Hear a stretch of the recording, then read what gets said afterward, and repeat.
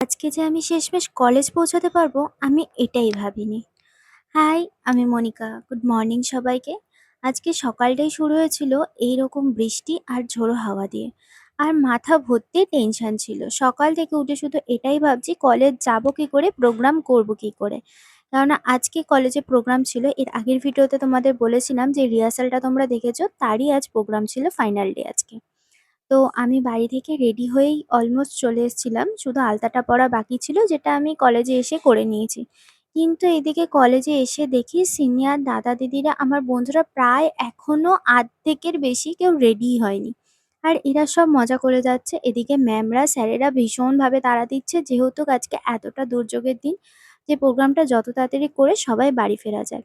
যাই হোক, তারপর ম্যামরা, স্যাররা আমাদের সবাইকে নিয়ে ডান মন্দিরে চলে এসছে। এদিকে আমাদের প্রোগ্রামটাও শুরু হয়ে গেছে। কিন্তু আমাদের ব্যাক স্টেজের অবস্থাটা দেখো।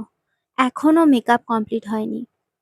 আমাদের একটা এখানে বিএড তরফ থেকে একটা নাটক হচ্ছে, যেখানে মহিষাসুরের একটা পার্ট আছে। সেখানে দাদাটা এখনো মেকআপ করছে। প্লাস সিনিয়র দাদা দিদির মধ্যে এই দুর্যোগের কারণে অনেকেই আসতে পারেনি। তাই আমাদের মাথা ভর্তি টেনশন ছিল, কিন্তু তাও মুখে হাসিটা নিয়ে সবাই প্রোগ্রামটা ভীষণ ভালোভাবে নামিয়ে ফেলা হয়েছে। তো প্রথমে ডিএলএড এর স্টুডেন্টরা একটা পারফরমেন্স দিল। আর এই যে এটা দেখছো, এটা আমার পারফরমেন্স ছিল। আর তারপরে একটা গান হলো। যাই হোক, তারপর এই যে এই বোনগুলোকে দেখছো, এরা না আমার সাথে কথা বলবে বলে অনেকক্ষণ ধরে বসেছিল।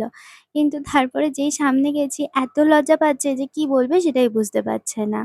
আর এই যে বোনদের দেখছো, এরা আমার সাথে কথা বলবে বলে ছুটির পরে পর্যন্ত দাঁড়িয়েছিল। তবে যাই হোক, আজকের শুরুটা এরকমভাবে হলো, শেষটা বেশ ভালো গেছে। আজকের মতো তাহলে এটুকুই। টাটা।